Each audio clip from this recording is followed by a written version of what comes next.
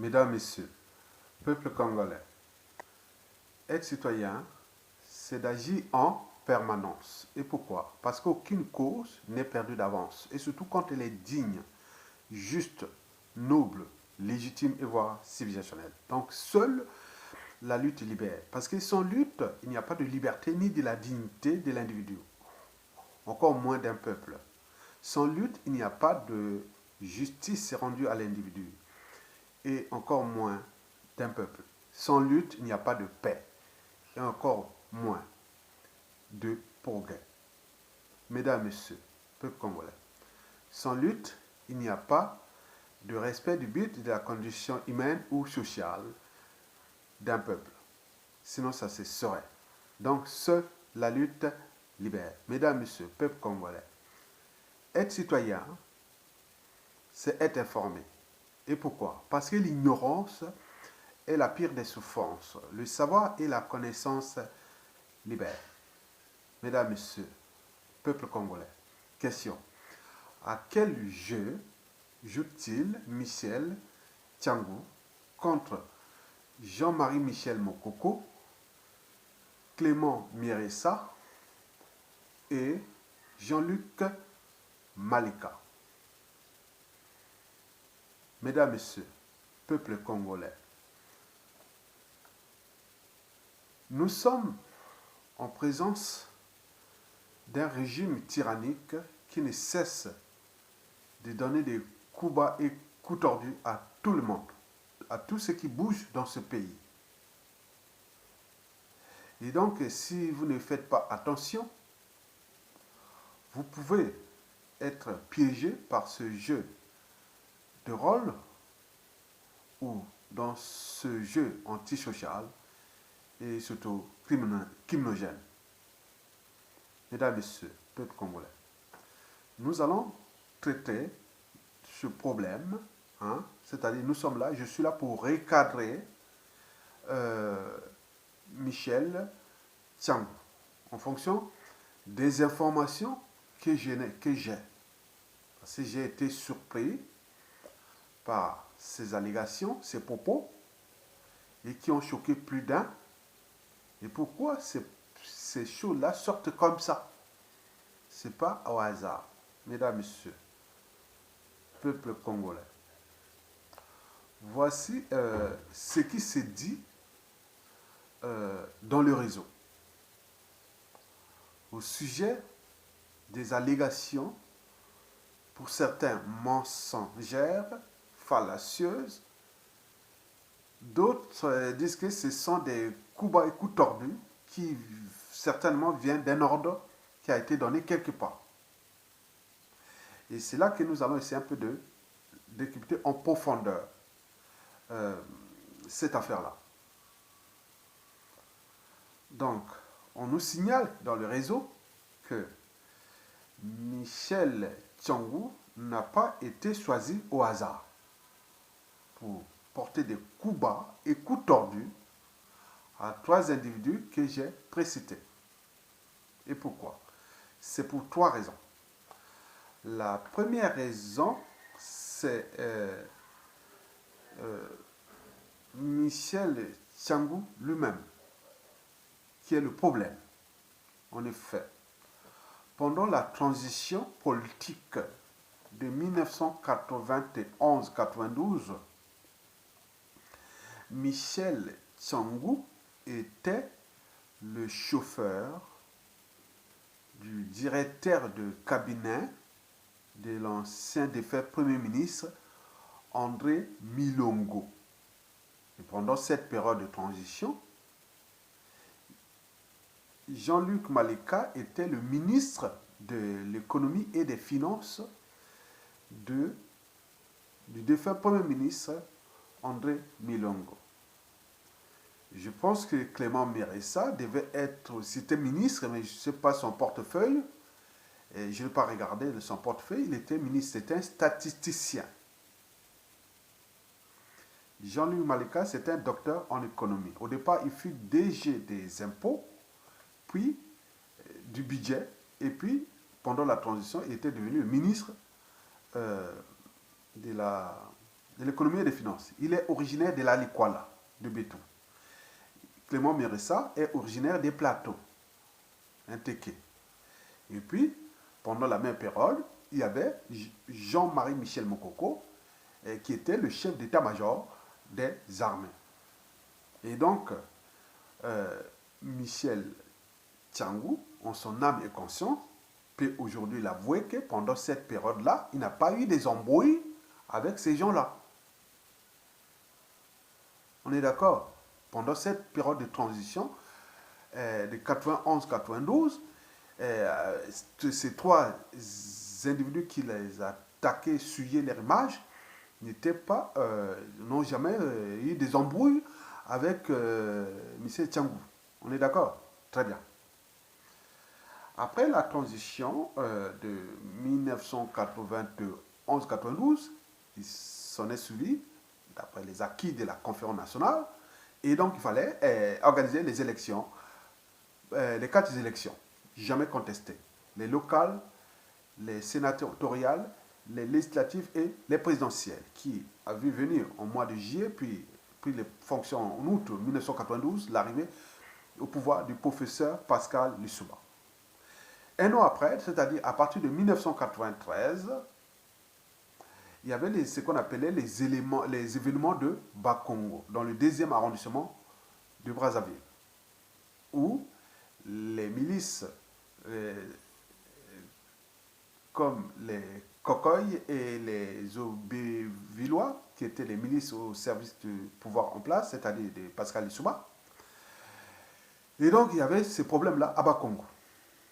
Et donc, pendant ces embrouilles-là, et voilà, donc, Michel Tchangou voulait fouiller Bakongo et il s'était retrouvé nez à nez avec les Obévillois et les Kokoy.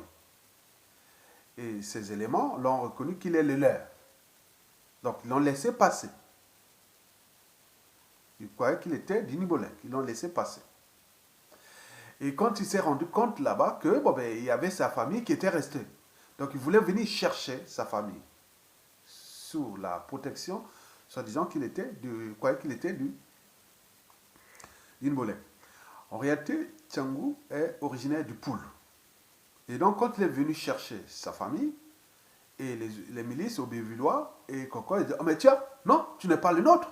Mais finalement, tu n'es pas le nôtre. Bon, ils ont abattu sa famille, hein, et lui, ils l'ont tiré, ils l'ont laissé pour mort. Hein. Donc, il a fait le mort, il s'est retrouvé, il a tout son corps là, et il est mutilé. Hein. Le corps de Michel Tchangou est mutilé, les bras et tout ça. Bon, bref. Et donc, il avait eu ces embrouilles là, pendant le pouvoir de Lissouba. On est d'accord? Bon, donc, c'est la raison pour laquelle il parle qu'il est le rescapé. Rescapé parce que pendant qu'on l'a tué, il était déjà mort. Hein. Il a fait le mort. S'il n'avait pas fait le mort, il serait déjà mort aussi. Donc, en venant chercher sa famille, les Obévillois, les Kokoy, ensuite, tiens, tu n'es pas le nôtre, et il l'a abattu.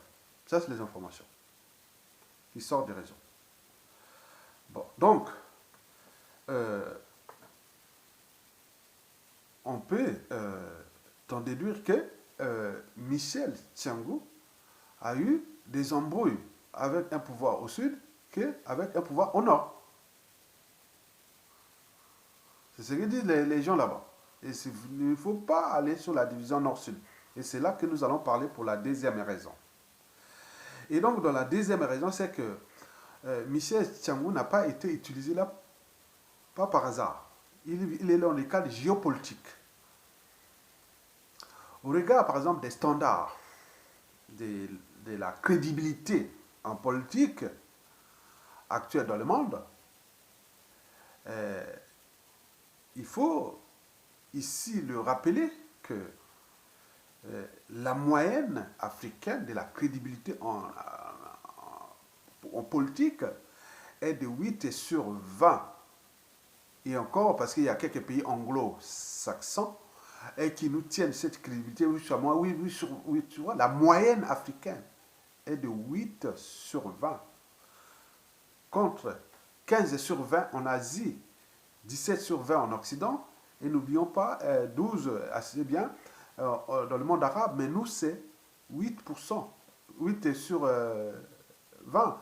Mais dans notre pays, c'est 3 sur 20. Donc c'est trop bas. Mais quand on voit que nous avons 3 sur 20, c'est qu'il y a quand même quelques profils qui tiennent encore une crédibilité quelque part. Les 3 profils qui sont été profanés par Michel Thiangou. Bon, Clément Méressa, vous le connaissez. Jean-Marie Michel Mokoko, vous connaissez sa situation. Et Jean-Luc Malika, qui est à l'étranger. Bon, on s'est dit que dans ce pays, on a encore une petite chance pour la presse Sassou Nguesso. Au niveau géopolitique, c'est-à-dire nord-sud, parce que Sassou pourra choisir sa tyrannie à diviser ce pays en 2 parties. Le nord, c'est pour lui. Personne ne doit faire de l'ombre dans le nord. Le nord, c'est 2 tiers du territoire, 1 tiers de la population. Et le sud, c'est 1 tiers du territoire et 2 tiers de la population. Donc, le nord, c'est pour lui. Tous ceux qui osent dire non à lui dans le nord sont éliminés ou neutralisés. Et les cas au Kombi Salsa, Jean-Marie Michel Mokoko et tous ceux qui sont tombés. Et donc, quand il y a des gens qui ont des sites qui sont crédibles dans le nord, ça dérange Sassou Nguesso. Donc, il faut obligatoirement les neutraliser. Mais jusqu'à combien de temps? Il n'est pas éternel. Il va laisser quelques désastres dans ce nord Congo-là. Et il utilise les Sud-Congo ou les sudistes comme ses pions, comme ses complices et aussi ses victimes. Parce que quand tu les massacres, comme dans le pool, et c'est pour souder les Nord avec lui. Dès qu'il a neutralisé les gens du Nord là qui ne sont pas là, il serait tout seul face aux Nordistes qui disent ah tiens, on a peur que les Sudistes viennent nous massacrer. Et donc, dans les cas, c'est une situation géopolitique. Et donc, au niveau géopolitique, bien sûr, Michel Thiangou n'a pas attaqué ces profils précités là par hasard. Et pourquoi? C'est pour l'art de diviser pour régner, ou damer les pions. On veut damer les pions à ces dignes fils du Nord qui restent encore aujourd'hui crédibles. Donc il est là pour saccager ce Nord-là. Quand on dit quelqu'un qui a détruit toute une grande partie du Sud, qui sont des Congolais, et là il s'attaque au Nord, c'est un acharnement contre nous-mêmes. Et il y a des pions, il y a des petits cerveaux qui rentrent dans le jeu là, qui rentrent dans le piège et autres. Ce sont des éléments qui s'assoient partis, ils vont comme rien ne se perd, rien ne se crée, tout se transforme, ils vont se transformer devant nous, on va colporter les erreurs du passé. Et c'est pas bon. Mesdames et messieurs, peuple congolais, au plan géopolitique, Denis Sassou Nguesso n'a pas pris un gars du Sud là par hasard. Il est du pool pour attaquer, souiller des nordistes crédibles ou pour les décrédibiliser au profit de lui-même, mais peine perdue. Et pourquoi? Parce que tout le monde a tout compris. Ce qui se passe, ce qui se dit là. Qu'il y a une main noire, il y a quelqu'un qui tire les ficelles derrière. C'est Denis Sassou Nguesso. Ou les officines au service de Denis Sassou Nguesso. 2, il faut savoir que la crédibilité ne se décrète pas. Elle se construit au gré des épreuves. Et ces gens-là ont passé des épreuves. On le voit, ils sont crédibles. Au regard des standards en politique chez nous, comparé à d'autres opposants autres. Ça, c'est quelques éléments qui restent quand même crédibles. Qui connaissent beaucoup de secrets dans ce pays. On ne va pas les perdre comme ça. Troisièmement, il faut se dire que on sait que ce sont des coups tordus, des coups bas contre ces gens-là. C'est vraiment c'est flagrant, quoi. C'est visible, oui. Troisièmement, c'est que bon, le problème c'est que bon, ben, ce sont des hommes de consensus, ce sont des consensuels. Denis Sassou Nguesso tombe, les Malika, les Mokoko, les Clément Méressa, c'est des gens du consensus. Déjà, le consensus va se passer dans le nord et aussi nord-sud. C'est un jeu géopolitique parce que ça va nous laisser un bazar. Déjà, au lieu de penser déjà à l'après de sa famille, son clan et autres, avec tout ce qu'il a fait là, parce que beaucoup des noms, Sassou ou Nguesso, ça va être problème au Congo. Il faut qu'ils commencent à traiter là. Beaucoup vont effacer leur nom, ils vont se marier ou se changer de nom ou autre. Ça va être chaud. Il faut qu'ils commencent à préparer sa succession. Et quel est le problème Sassou Nguesso, qui s'appelle Sassou Nguesso, ces noms-là au Congo, pour 100 ans, ce sera vraiment problématique. Donc il faut qu'il commence à passer là qu'il a en fin de règne, que toute dictature a durée de vie limitée et que toute chose a toujours un départ et un terminus, qu'il est au crépuscule, qu'il pense déjà au ciel puisqu'il a détruit le peuple congolais du nord au sud, de l'est à l'ouest. Maintenant qu'il se prépare déjà comme un bon père de famille, un parent ou autre, qui pense à l'après. Après, c'est la famille, puisqu'il a zappé les Congolais et ce pays. Maintenant, pense au sien. Comment vont-ils devenir? Regardez tous les moyens que vous avez eu dans le pays. D'ici peu, ils seront maîtres d'autres personnes. Et cela va commencer les embrouilles de vos descendants, rejetants et tout compagnie. Ce n'est pas à cause de votre magot que vous allez cacher à l'extérieur, que vous allez croire que l'humanité qui est avec les magots, même pour l'avoir, vous allez avoir un pénis comme ça. Donc, commencez déjà à penser à vos proches. Et nous avons demandé d'aller vers le consensus. Le consensus, c'est-à-dire, nous rentrons dans une période de transition consensuelle. Pour que sans façon de choses, sans système, pour qu'on puisse arranger tout ça de manière consensuelle. Pas revanchard, pas ceci comme c'est passé partout. Non, non. Non, on ne veut plus ça. Et donc, quand vous voulez détruire les dignes fils du Nord, où historiquement, on dit que c'est le Nord qui a détruit le Congo, qui a tué les sudistes, et il y a des dignes fils au Nord qui sont encore là, qu'il faut les préserver, pour qu'on joue cet équilibre-là, pour transformer le chaos que nous avions eu pendant Sassou Nguesso. Et avec ses complices du Sud aussi. Mesdames, Messieurs, peuple congolais. Donc, dans la tête de Sassou Nguesso, donc il veut décrédibiliser Mokoko, Malika, Mirissa, Okombi Salsa, tous ces bons nordistes-là, qui sont aujourd'hui, qui peuvent jouer l'équilibre de la presse Sassou Nguesso qui arrive. Il veut les neutraliser. Et pour faire quoi? Laisser ce nord-là, le nord-là, au nord des gens qui, on met des gens qui n'ont pas de crédibilité, qui n'ont pas de quoi que ce soit, ça va être la voie vers l'instabilité, vers le chaos, vers plein de trucs. C'est ce que Sassou veut? Non. Il ne s'agit pas ici du tribalisme, je ne suis pas tribaliste. Hein. Je ne suis pas géopoliticien, non. Je parle de la situation géopolitique telle qu'elle est. Il faut tenir compte de la réalité, où il y a des mouvements sécessionnistes et tout compagnie. Donc nous avons beaucoup de choses à faire à la presse Sassou Nguesso. C'est du boulot. Si on ne commence pas par sauver déjà ce qui nous reste d'essentiel, donc on aura perdu. Et qui aura perdu tous ceux qui ont moins une âme et une conscience. Mais pour les revanchards et autres, c'est la voie ouverte pour on abuser des Sassou et des Nguesso, de faire ce qui va arriver comme ce qu'ils ont fait aux autres, ce que nous ne souhaitons pas.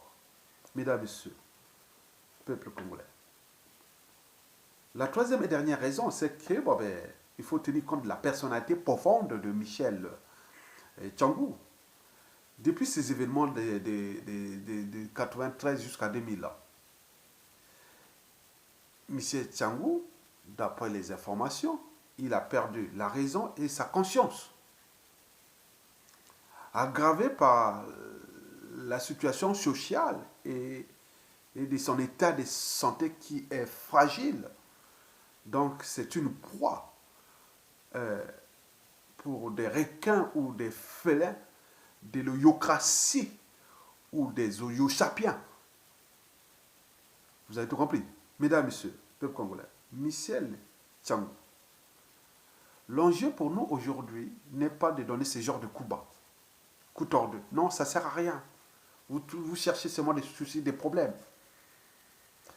Là, l'enjeu est de comment faire sortir Sassou Nguesso sans mort d'homme, ni bain de sang et autres. C'est ça qui arrive. Il est déjà fini. Maintenant, de ce qui dégage, après, nous, on passe à la transition politique consensuelle, où il y a 10 priorités majeures des grands dossiers autour du président de la République, l'Assemblée constituante, le gouvernement de transition, le Haut Conseil de transition, les institutions de la transition, et tous ces résidents et tout ça vont bosser. Il y a 10 priorités majeures qui touchent tout. Et dans ces 10 priorités majeures, la première priorité majeure, c'est la commission vérité et réconciliation. Parce qu'aucun parti politique, aucune officine politique, aucun pouvoir politique ne pourra apaiser les Congolais, restaurer l'âme des Congolais, donner la liberté, la dignité aux Congolais, donner un peu quelque chose que, oui, l'espérance aux Congolais, l'espoir aux Congolais, sans cette commission vérité et réconciliation, réparation. Cette commission vérité va à l'identique de ce qui s'est passé en Afrique du Sud. Vous avez vu. Nous, par exemple, je vous dis sincèrement, moi je suis Makwa, originaire de Makwa, mais vrai Congolais. Et donc moi, pendant cette commission, même si Mokoko sort par exemple président de la transition, dans l'hypothèse, on va lui demander de venir à la tribune de la commission vérité et réconciliation sur ce qui s'est passé à Ikongono. On va lui apposer, après une autre commission, le président va venir parler, c'est tout du droit et de la morale. On va lui demander de venir parler de ce qui s'est passé du coup d'État raté de 1992. Ça, c'est des trucs que Mokoko est là. Mokoko, en 87-88, on vient de le nommer, il prend la place du colonel Elenga à la tête de l'état-major des armées. Lui, il venait de la ZAB, zone autonome militaire de Brazzaville. Puis, il rentre dans l'entonnoir de cette problématique du Congo Rwando et de ça avec les enjeux France-Afrique et tout ça. Ils étaient pris dans le piège. Et donc, il faut qu'il explique ça avec les raisons d'État. Il y a eu beaucoup d'émulation. Donc, il faut qu'il explique ça pour les besoins de l'histoire. Parce que là-bas, on a perdu des gens avec Congo, non. En plus, Rwando, Kouyou, c'est Makwa à côté. Il faut régler ce problème. Entre là, parce que pour nous, Makwa, Kouyou, demain, on ne sait jamais qu'il y a eu un Makwa qui a collaboré avec un Boshi à côté pour venir tuer les gens avec Congo, non. Non, on ne veut pas ça. Et donc, ça va se passer à l'échelle nationale, les responsabilités, pas par association, ni par appartenance, la responsabilité individuelle. Vous avez, à un moment donné, vous étiez. Donc, les affaires Mokoko, voilà ça, c'est ce qui s'est passé. Bon, ok, très bien. Donc, vous avez dit votre vérité et vous avez fait ceci, voilà, qu'est-ce que voilà, voilà les condamnations ou les mesures ou autres. Donc, on va trouver quelque chose comme ça, parce que dans cette commission vérité et réconciliation, il y aura des juristes, des avocats, des scientifiques, des anthropologues, des sociologues, des psychologues, des magistrats, oui, de tout le monde. On va faire des historiens, même des philosophes, les militaires, tout le monde. On met une grande commission et les gens vont venir pleurer. Qu'est-ce qui s'est passé là? On a ça pour construire les devoirs des mémoires, les journées de mémoire, réparation et tout compagnie. Il faudra faire ça.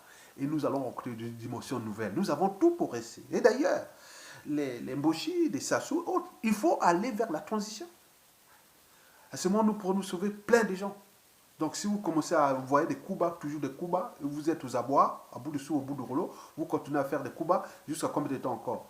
Mesdames, Messieurs, peuple congolais, voilà pour la petite histoire de Michel Tchango, et qu'il fallait aujourd'hui alerter les Congolais que voilà, il est de mauvais côté, et je pense qu'il y a beaucoup de choses qu'on va lui demander par la suite au moment venu. Mesdames, Messieurs, peuple congolais, je vous remercie.